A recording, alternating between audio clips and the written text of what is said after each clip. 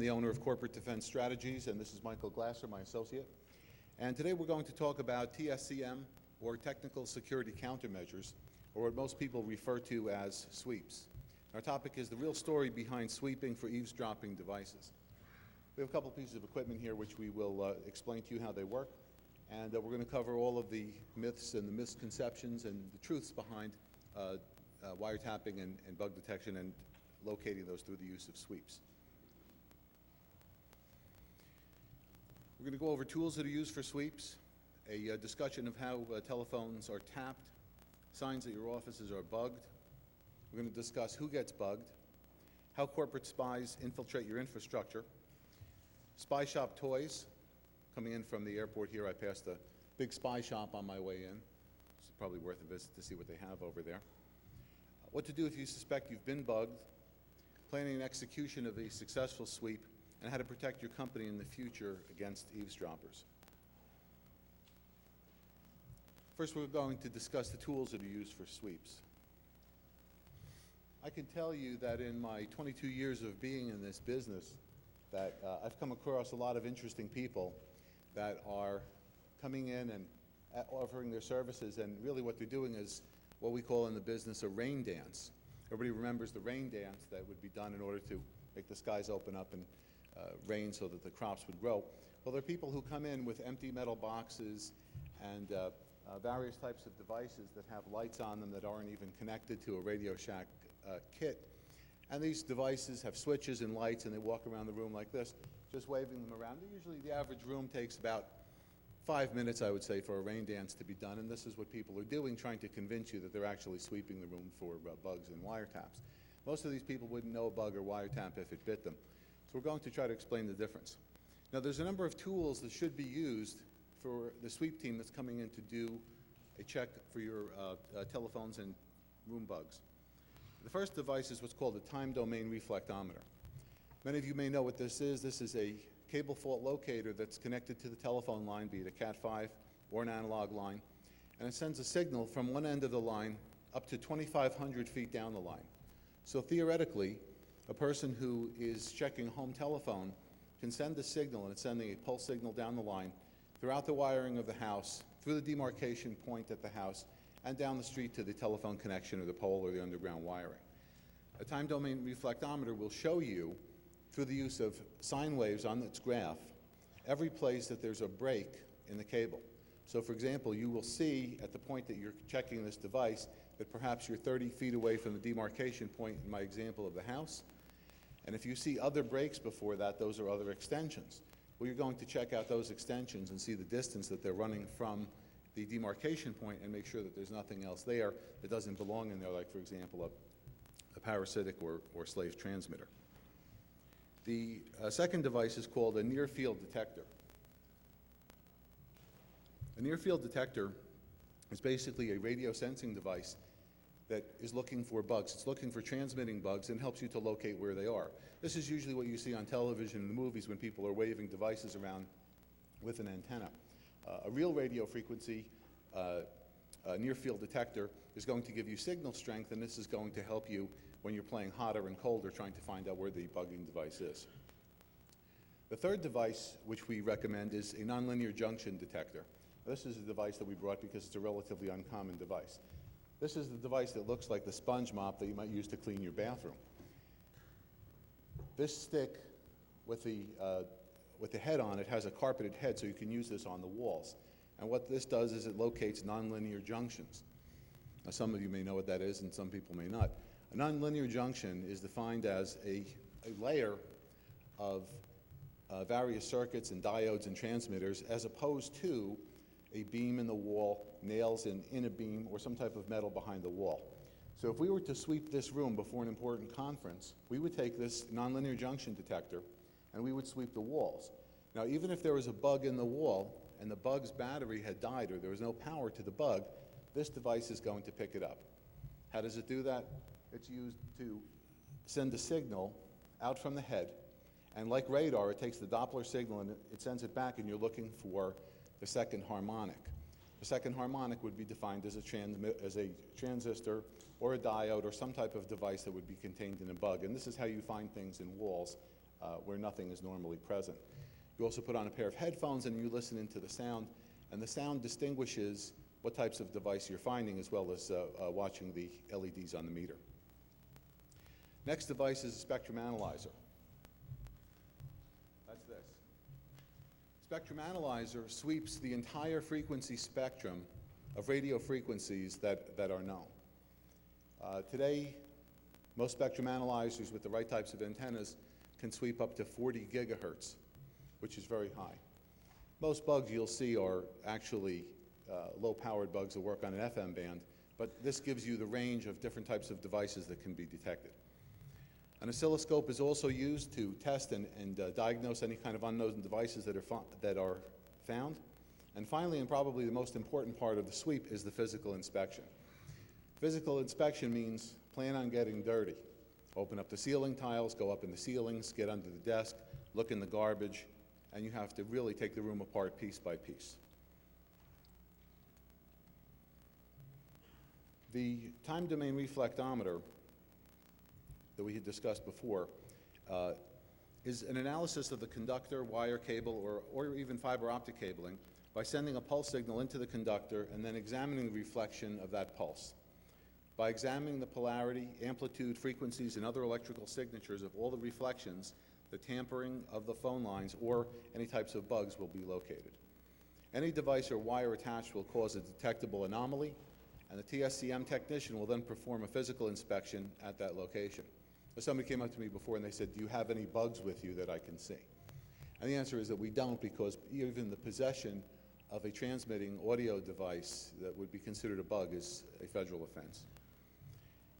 Time domain reflectometer analysis will usually not detect capacitively isolated devices or inductive taps. Inductive taps meaning somebody putting one of those suction cup microphones on the telephone receiver, for example.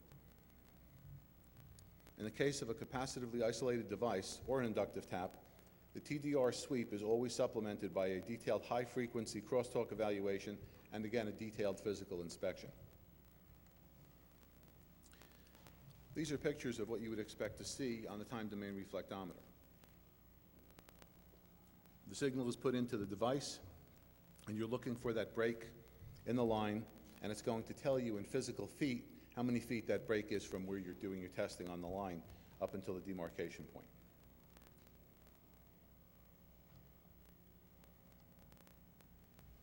The NearField Detector is designed to detect low-level radio frequency radiation from transmitters, receivers, computers, etc. One of the two antennas detects towards positive while the other detects towards the negative. Therefore, if the source of radio frequency energy is away from the two antennas, it's going to give you the same amount of signal and the meter is going to remain at 0. And as you move closer, it's going to either go over to the right or to the left, giving you the number of feet in distance that the device is located from. This is known as near-field or differential detection.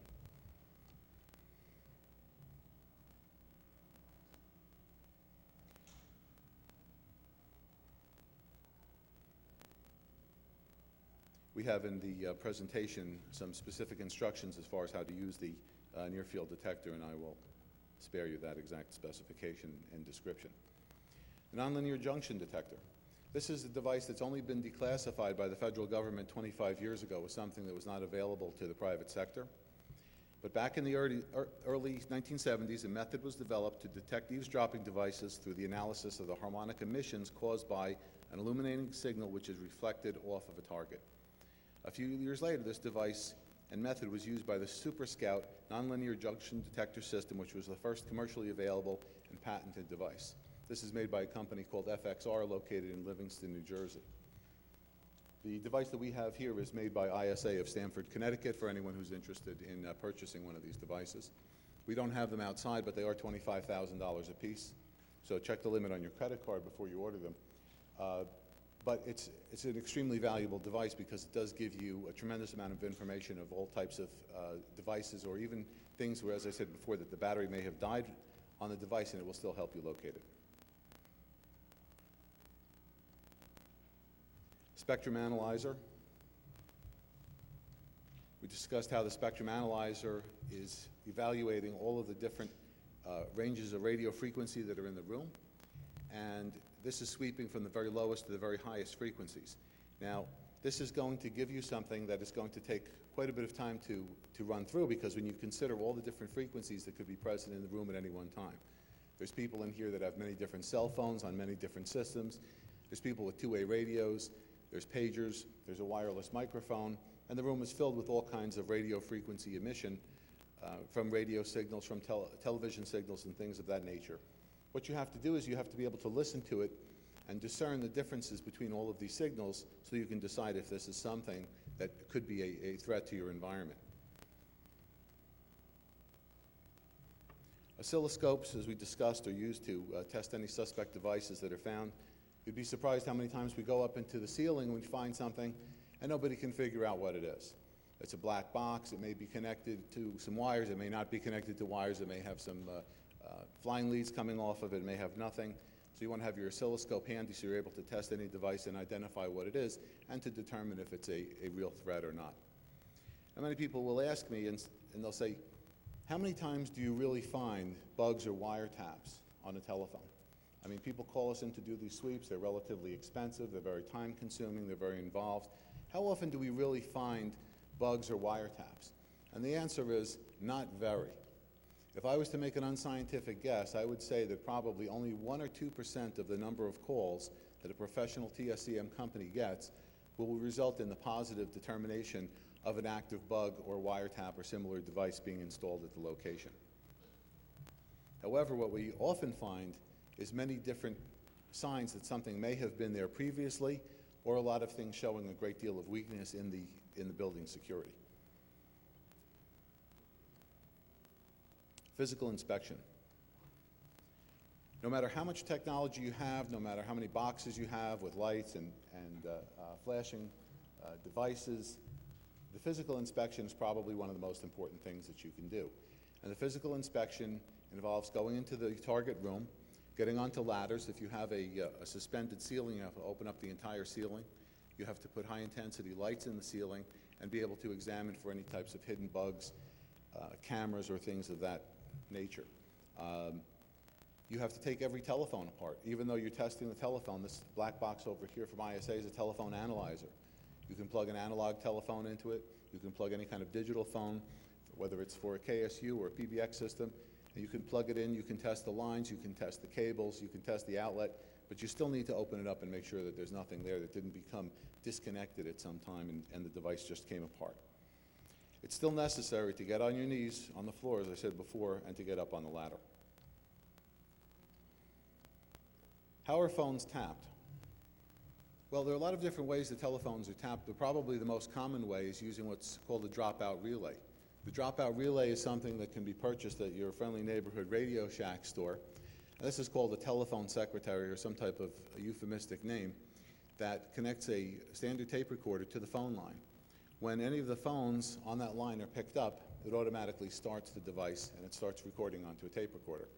Some people have gone to digital recorders now, which are a little bit less obvious for some people. Some people who are looking for a tape recorder wouldn't know what a digital recorder is, but that's one of the most common ways that your phones can be tapped. Somebody does not have to get into your house to tap your phone. That gray box on the outside of your house, which brings all of the telephone lines into the building, is a place that somebody can put a device with 2 alligator clips, and that device can transmit to a nearby receiver and tape recorder and listen to everything that's being said. You can go further down the line and say that if somebody was to go to that green box down the end of the street or go up on the telephone pole, they could also install a device there, or merely clip on a telephone repair person's butt set to the line and be able to listen to everything that's being discussed. Signs that your offices are bugged. We get calls from people that say, I hear clicking on my phone. Can you come out and check the phone and see if it's tapped? Well, generally when you hear clicking on the phone, that's just the nature of the spurious signals that are transmitted on the telephone lines, and mere clicking on the phone does not mean your phone is tapped. Typically, if your phone is tapped, you're not going to hear anything. What is a good indication that your phones are tapped or your offices are bugged is that others know your confidential business or professional trade secrets. If a competitor comes out to the market with a product before you do, and you've been putting in all of the research and all the time on it, there's a very good chance that your company was a target of industrial espionage. This is the most obvious indicator of covert eavesdropping activities because other people know things that they just couldn't possibly know. Theft of confidential information is a multi-billion-dollar underground industry in the United States. It does exist. Often the loss of your secrets will show up in very subtle ways, so you should always trust your instincts in this matter. When your competitors know things that are obviously private or the media finds out about things that they should not know, then it's reasonable to suspect some type of telephone tapping or bugging device has been placed into your rooms. Secret meetings and bids seem to be less than secret. There are many people that their companies are bidding for valuable projects, and all of a sudden somebody else comes up with a bid and it's just a few dollars less than yours. There's always the possibility that somebody got a hold of it, and there's many different ways that people might be getting a hold of your information.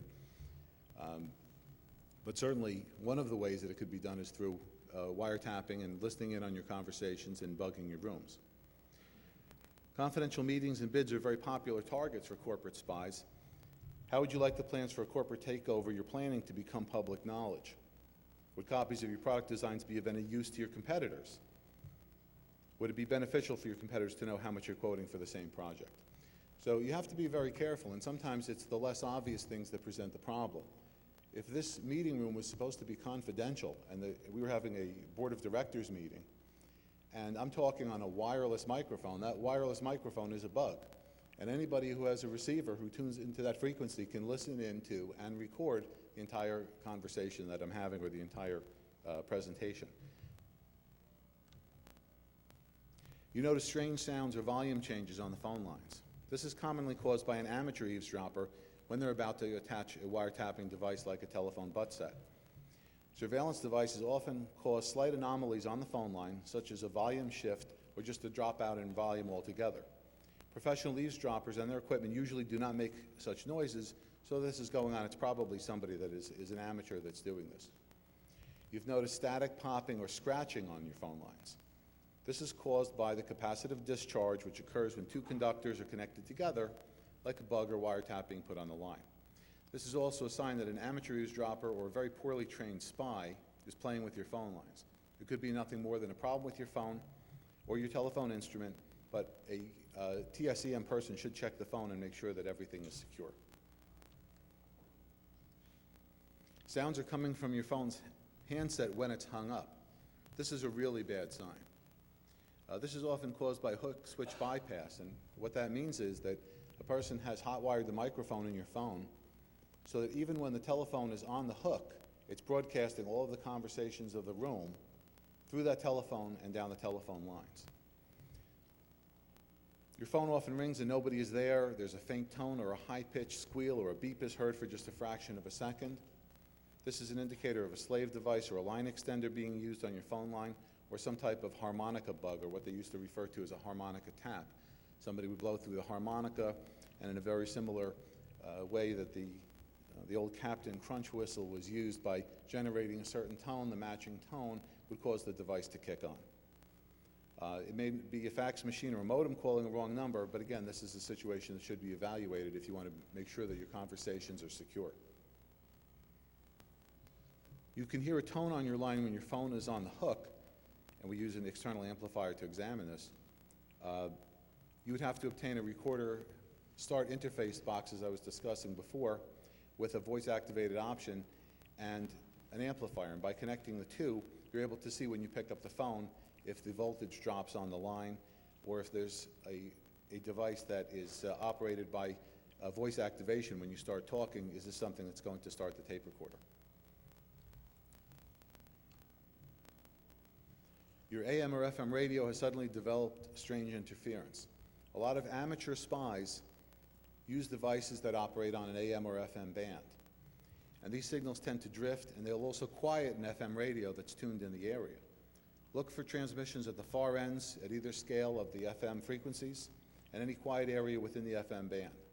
If the radio begins to squeal and then you slowly move it around the room and the sound becomes more high-pitched, then this is referred to as feedback detection or loop detection, and you may just have located a bug that's in the room. If you find a squealer in this manner, then immediately you want to contact a professional who can get them to your location, because clearly you do have a bug. And just because you have found one bug doesn't mean that that's the only bug that's there.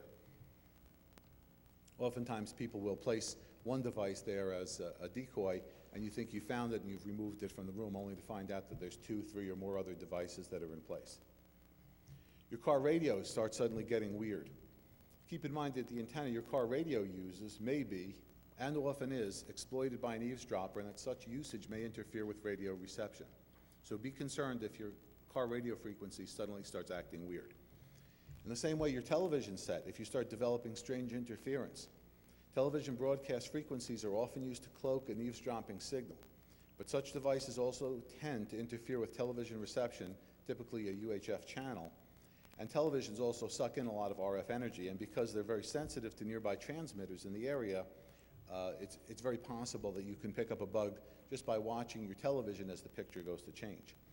A small handheld television, like a Sony Watchman, for example, with a collapsible antenna, is sometimes a good tool to give you some indication if there is a bug or similar device in the room on some of the frequencies that are used by amateur spies.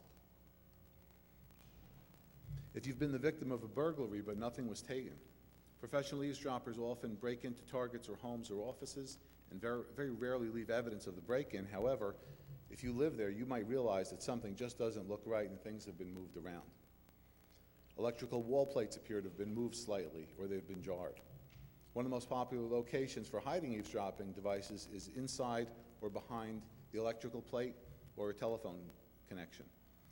Electrical switches, outlets, smoke alarms, and lighting fixtures are all popular places for hiding eavesdropping devices. This requires that the wall plates be removed, so look for small amounts of debris located on the floor directly below the outlet. Also watch for slight variations in the color or the appearance of the power outlets and or light switches, as many times these devices are switched out by a similar looking device that has a bug built into it. Also make note if any of the screws which hold the wall plate against the wall have been moved from their previous position.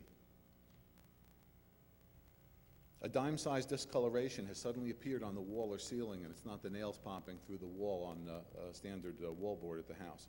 This is a telltale sign that a pinhole microphone or small covert video camera has been recently installed, and many times people just shave a little piece of the wall, they place a device inside, and then they try to patch it up as best they can. And this is something that's picked up in the physical sweep. We had a client contact us, and she told us that there were all kinds of things coming out of her walls, and she thought the entire house was bugged, and we got to the house and we just saw that the house had shifted and all the nails were coming through the wallboard.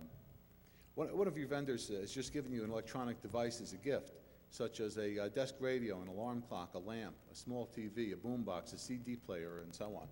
Many of these gifts are actually Trojan horses, which contain eavesdropping devices. Be very suspicious of any kind of pen, marker, briefcase, calculator, post-it note dispenser, power adapter, pager, cell phone, etc. that's given to you as a gift, because these kinds of devices many times could be used as a bugging device. A little gift that the salesman left for you may be a serious hazard. A small bump or deformation has appeared on the vinyl baseboard near the floor. This is the cove molding, they call it. It's a piece of piece of vinyl molding at the bottom of the wall above the carpet in a industrial or office application. And somebody may have pulled that rubber molding off and concealed the microphone or some type of wiring, which is running the wires to a point where people are listening in on your conversations.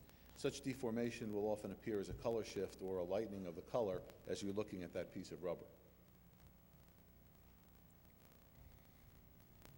The smoke detector, clock, lamp, or exit sign that just appeared in your office or in your house looks crooked, has a small hole in it, or has some kind of reflective surface. Many times these are popular places for concealing eavesdropping devices. When these devices are installed at a target location, they're rarely installed straight, and usually the camera, if there is a camera inside, is not adjustable, so the whole device is usually turned off center, and that's one of the giveaway signs if you see, for example, an exit sign that doesn't look quite right. Certain types of items have just appeared in your office or home, but nobody seems to know how they got there. And again, clocks, exit signs, sprinkler heads, radios, picture frames, and lamps are all things that are used to conceal eavesdropping devices. White wall dry dust or debris is noticed on the floor next to the wall. This is typically a good sign that something has happened while you were gone, especially if this is your own office that you're in control of and there's been no other work done in the office that you know of legitimately. This is something that should give you pause to consider. Has somebody been up in the ceiling and there's evidence of a person going into the ceiling by the powdery debris that's left on the floor. You notice small pieces of the ceiling tile or grid on the floor or on your desk. Oftentimes that's a sign that somebody's been up in the ceiling. You notice that phone company trucks, phone company in quotation marks because they may not be really from the phone company, or people who appear to be utility workers are spending a lot of time near your home or office doing repair work. If you see the same or similar vehicles more than 3 times, you have a serious problem, at least according to U.S. State Department training course on counter surveillance. Again, these things, when put together in the context of many different issues that are going on, especially if you're involved in a particularly sensitive litigation or development of a product, this may be a sign that somebody is trying to monitor your conversations. Telephone, cable, plumbing, or air conditioning repair people who show up to do work when nobody called them. Again, a very common ruse that's used to gain access into a facility. We always say that anybody shows up with a hard hat and a clipboard and says they're here to fix the HVAC, very few people are going to turn them away. And this is how people get into the building many times if you don't have the right type of security in place to control your visitors. Service or delivery trucks are often parked nearby, and it doesn't appear as if anyone is in them. These vehicles are commonly used as listening posts, so be very cautious of any vehicle which has a ladder or pipe rack on the roof, and it doesn't appear as if anybody is inside. If the back of the vehicle has tinted windows or an area you can't see through, it's very possible that somebody is hiding in the back and listening into your conversations. Also keep in mind that the person may relocate the vehicle several times, so look around and keep an eye out for vehicles and trucks that are parked near your house or your office that don't appear to have a legitimate reason for being there. Your door locks suddenly don't feel right. They're either very sticky or they completely fail or they appear to be very loose. This is usually a sign that the lock has been picked, manipulated, or bypassed in some way. You want to use good quality locks like Medico locks, multi-locks, ASA Abloy locks, any of the major companies that sell a good quality product that can't easily be picked. Furniture has been moved slightly and nobody knows why. A very popular location for the installation of eavesdropping devices is either behind or inside of furniture, like a couch, a chair, a lamp, and people who live or work in a target area tend to notice when these furnishings have been moved. So you want to keep an eye open for anything that may have been moved even over an inch, especially if you live alone. Pay close attention to the imprint which the furniture makes on the rugs, the position of lampshades and things of that nature. Watch the distance between the furniture and the wall, as eavesdroppers are usually in a hurry and rarely put the furniture exactly back in the right place. Things seem to have been rummaged through, but nothing is missing, at least that you've noticed. A less than professional spy will often rummage through a target's home for hours, but very rarely will they do it in a neat and orderly fashion. Most common rummaging targets are the backs of desk drawers, the bottom of file cabinets, closets, and dresser drawers. Who gets bugged? High-threat occupations could be any of the people that are listed, politicians, doctors, attorneys involved in major cases, police officers or law enforcement agents about to testify, labor union officials, people who are in advertising, high fashion, high technology industries, software developer, etc. The more likely that somebody will attempt to gain information about you really depends on the amount of information you have and what that value of that information would be for somebody. If you're going to be talking on your phone at night about a big project that's about to be released in about a week, there's a tremendous value to a person, whether it's a competitor or somebody who would attempt to blackmail you. There's a tremendous value to that person to get that information.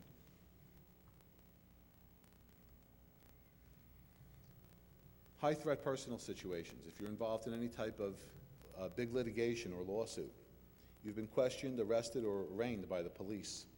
You're in the process of getting married, divorced, or separated. A minister or religious leader, a priest, a rabbi, deacon, bishop, elder, any of these people are also targets. Running for any type of elected public office, if you've been elected to any type of public office, an executive or a scientist at any large company.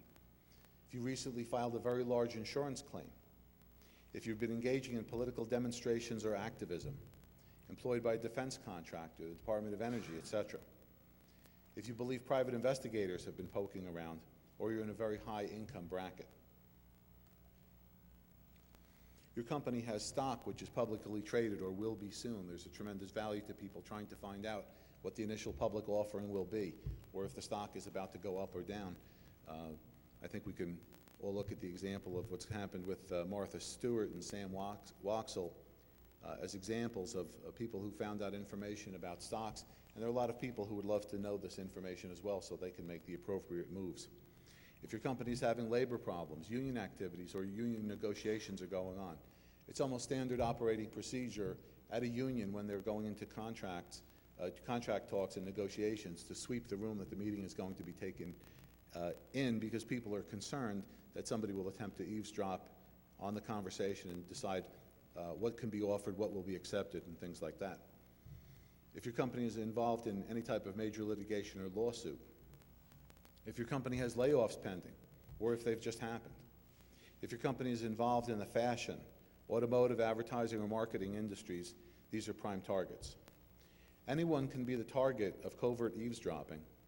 However, some people are just under greater risk than others because of their financial position, their occupation, or legal or domestic situation. Spouses bug each other on a regular basis.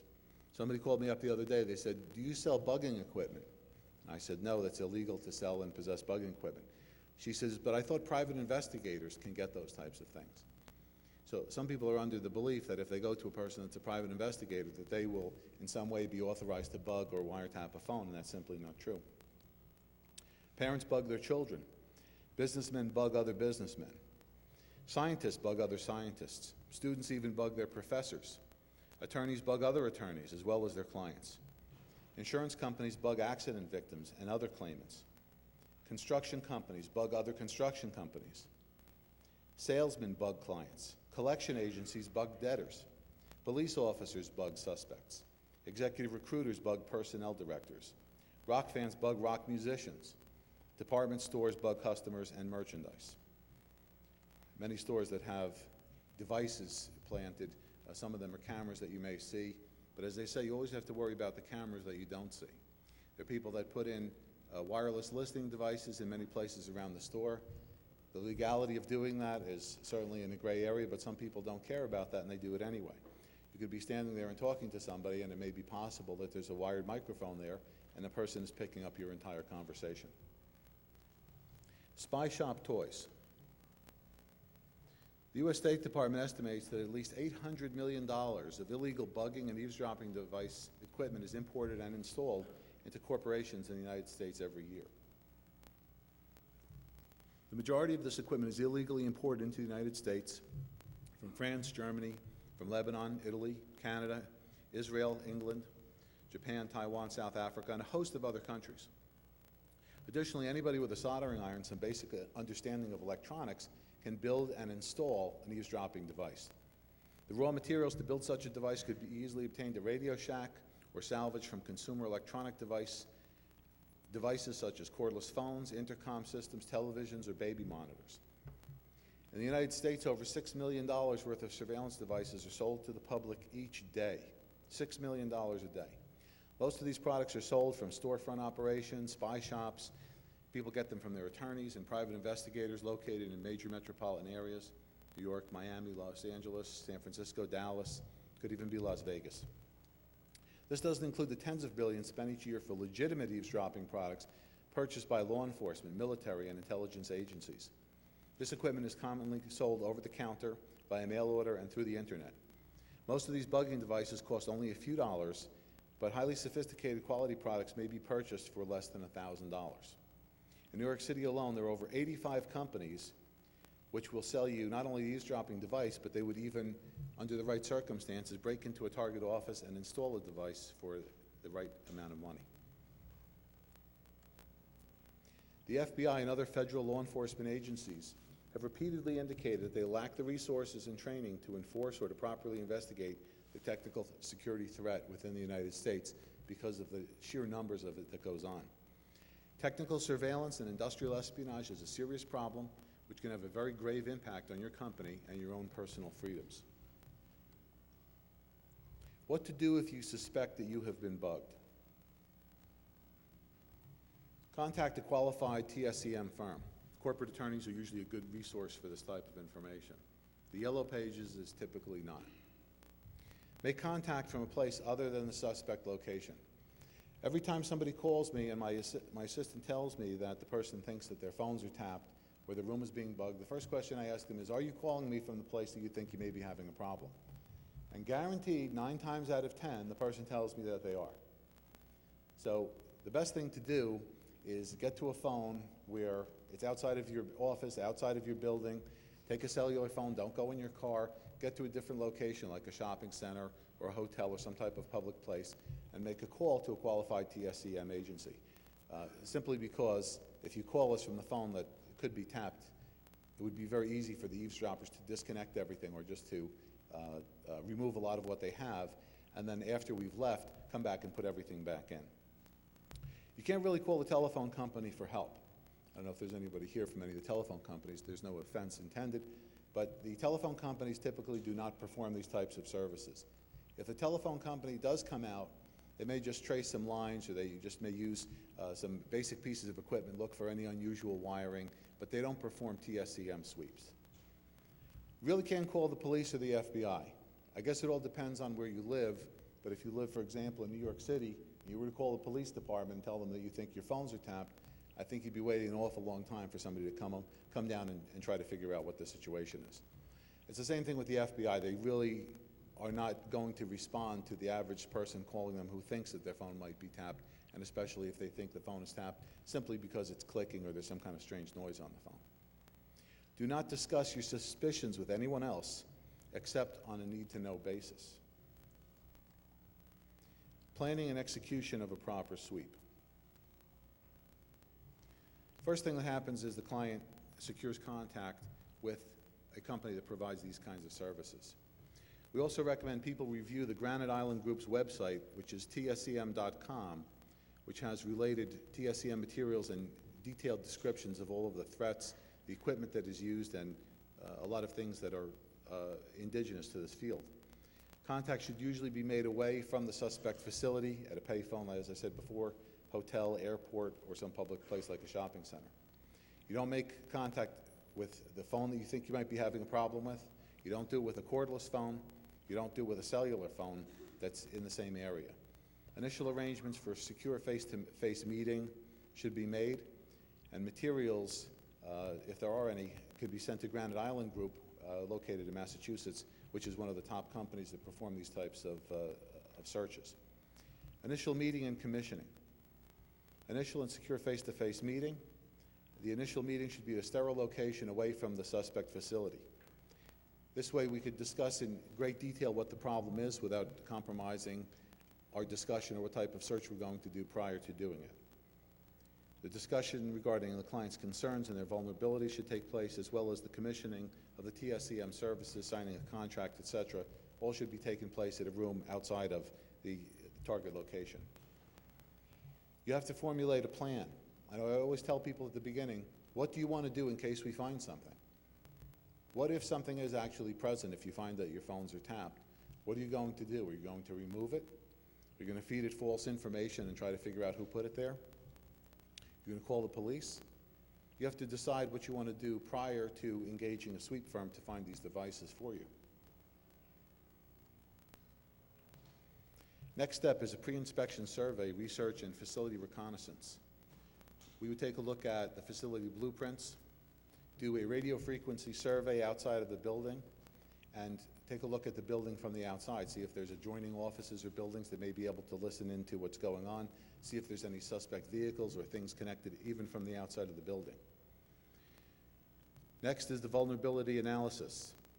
We do a threat assessment and determine what the level of threat may be that exists against your company or your home. We do a physical security assessment. Do you have the right types of locks? Do you have alarms? Do you have proper security protecting your home or your office? Then an internal radio frequency survey is done in order to determine what radio frequencies are being detected inside of the premises. An audit of the communication systems and facilities that exist are made. Many times that we find in very large companies that we do an audit of their telephone system, we find out that the telephone vendor has the ability to monitor all of the conversations from outside of the office. And many of the people who are at the company have just no idea that this is something that's possible. Inventory of furnishings, fixtures, and artifacts. You want to take a look at everything that's located within the room. If it's a bookcase, you want to look at the bookcase. You want to look at the shelves. You want to look at the book holder that's on there, every decorative device that's in there. Any items that you find in the house at all, you want to take a look at and examine them and subject them to testing to make sure there's nothing hidden inside. An evaluation of the structural elements, the walls, the ceilings, the floors. A sketch of the suspect area in the facility should be made. An identification of sensitive areas should be made as well, because certain areas like conference rooms, the chairman's office, the president's office, and places like that are typically the most vulnerable. A development of the threat model, trying to determine based on who your company is, what type of client you're dealing with. You want to make an examination and a determination of the kind of person who would attempt to get that information for you. A person who is operating out of their house and they may be having a domestic problem has to deal with one type of threat. It might be just a spouse buying an inexpensive device. It might be a private investigator, as opposed to a very large company that's putting out a product that's worth hundreds of millions of dollars. Sweeps can be performed during normal office hours with the appropriate cover or reason for doing it. However, most sweeps are performed after hours or on the weekends when no one is there. Our clients always tell us, don't worry, come in on Saturday at 9 o'clock. No one will be at the office in the summer on Saturday at 9 o'clock. Guaranteed when you get there, there's 12 people in the office, and they have to be given some reason to leave. Usually what they'll be told is that the office is about to be exterminated, and there's going to be a lot of fumes in there, so usually people aren't going to stick around very long. But typically sweeps are done when nobody is in the office. A silent passive walkthrough. This is done by using devices that don't have any beeping or alerting sounds and nothing that would alert the eavesdropper that they're about to be discovered. Automated bug and wireless microphone detection is done at that point from a range of 9 kilohertz to approximately 3 gigahertz. It changes as the bugging and wiretap devices change as well. Initial VLF inspection of all AC lines, telephone lines, LANs, HVAC wiring. Initial detection of infrared devices and laser surveillance devices, if any. Video camera, tape recorder, and ultrasonic detection is also completed at that point.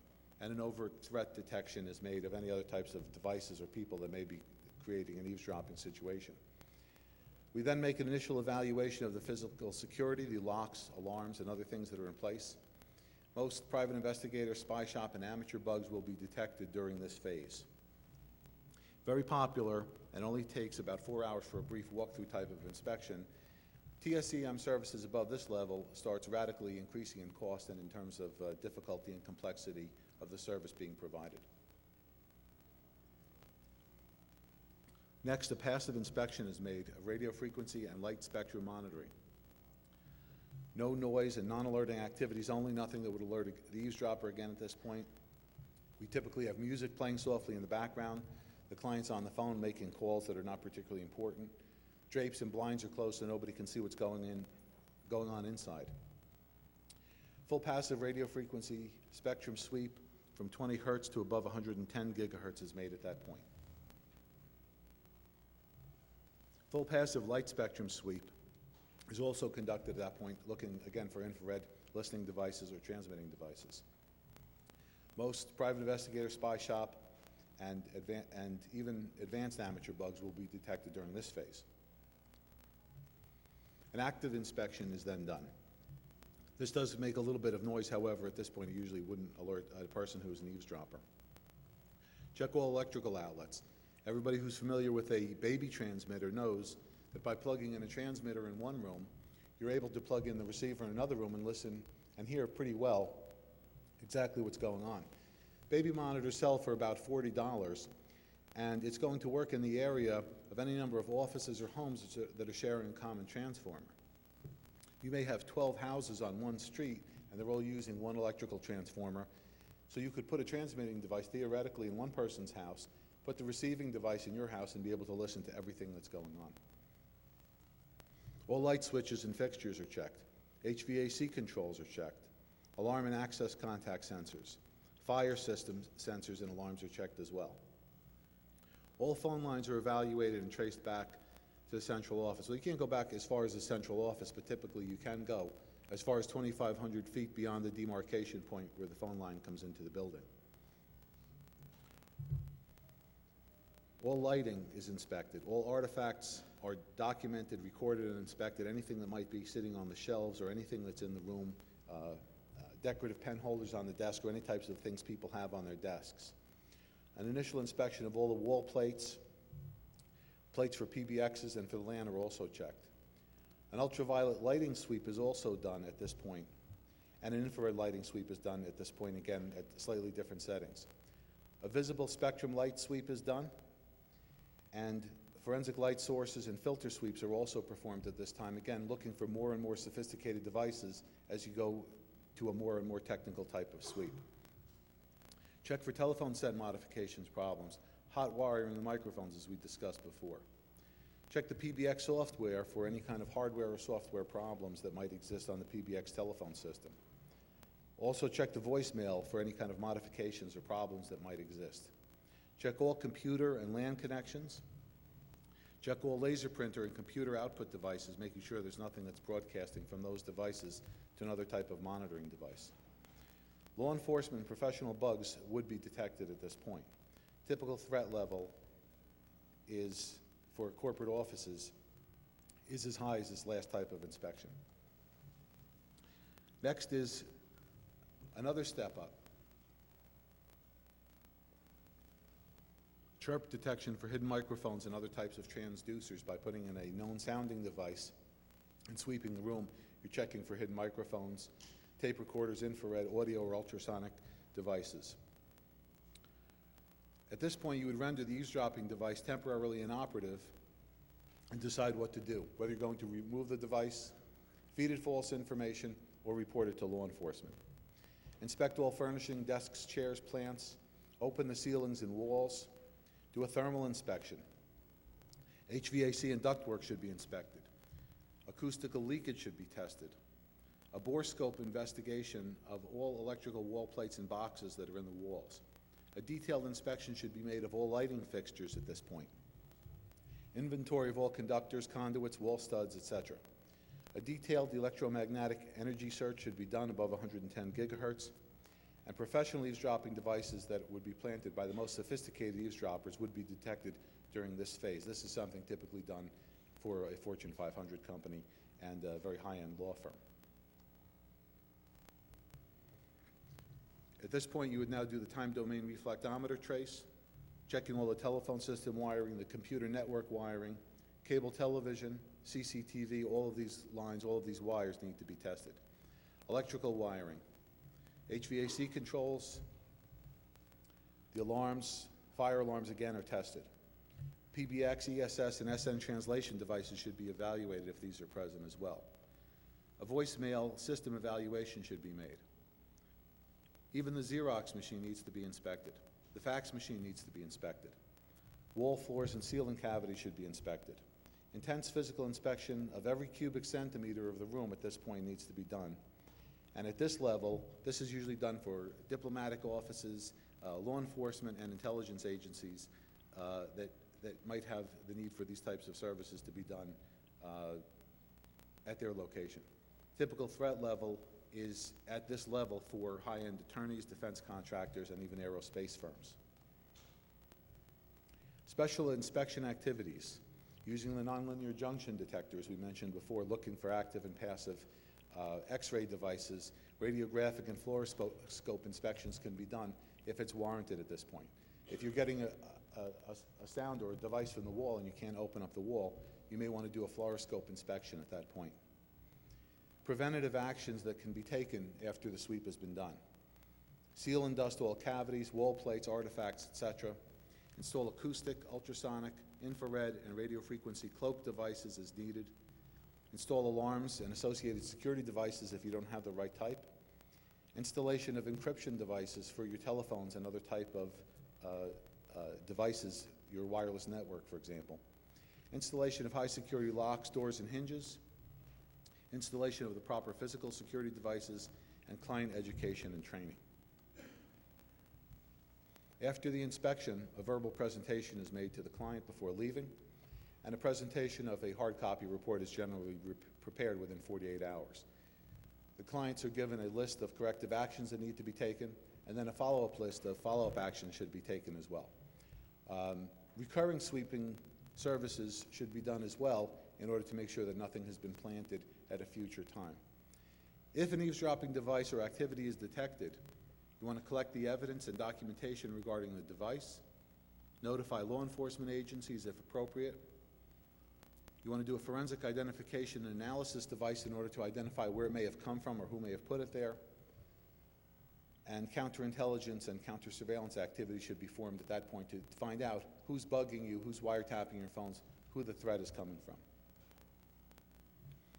I'd like to thank the Granite Island Group from Gloucester, Massachusetts for their assistance in preparing this documentation. And I think we've tried to give everybody the best overview we possibly can of doing a sweep, tried to separate some of the myths from the facts and realities, and I'd be happy to take any questions if anybody has any. Yes, sir.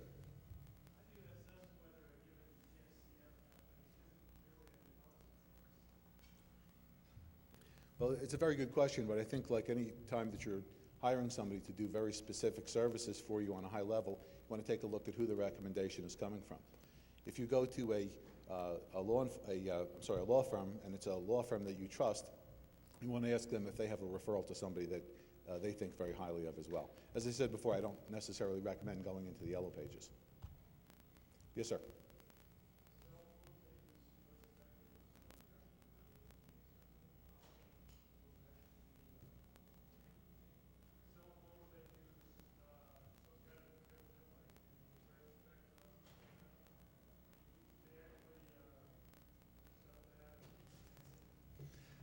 It can be intercepted, but certainly the more security you have and the more steps that you take, the more unlikely it is that somebody's going to be able to intercept your conversation. The analog telephones were very easily compromised by somebody just being within 12 feet of you, and they'd be able to listen to both sides of the conversation and connect it into the tape recorder. So certainly some kind of device that you're talking about, some type of encryption device, is going to give you much greater security than a person who's not using an encrypted device. Although typically your standard digital cellular phone today offers very good security, it's very hard for somebody to listen into those phones on a typical level. A cell phone is secure for the most part. For the most part, a cell phone is relatively secure because it's using a digital signal. As far as cell phones go, security is really only up to a level. Some of the older ones, the analog ones, ran on the 800 megahertz band, and those were really easy. Anybody with a scanner that wasn't disabled in that frequency blocker or ham radio could check them. The spread set spectrum stuff with the CDMA and all that, I personally have not met people who have gone into hacking that, but I have heard it's been done, but it's much, much more secure and much less common to be done than the older analog phones. Yes, sir.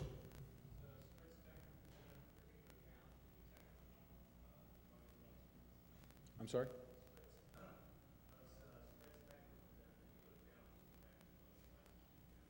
It is certainly more difficult, and you need to have a person who is more highly skilled and has the right type of equipment. As I tried to mention, there's so many different levels of threats that you have. Certainly somebody who's using that type of device is doing something that's much more sophisticated. In some cases, you're simply doing a wiring inspection and a level 1 threat check to find something like, it might be as simple as just a tape recorder that's on the phone line. It all depends on the target level and what the client situation is. Any other questions?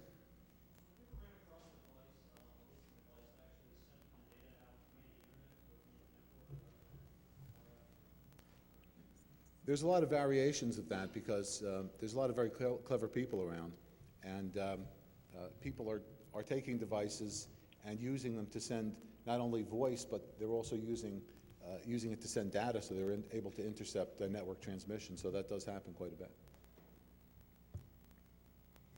Okay, thank you very much for your attention. We appreciate it.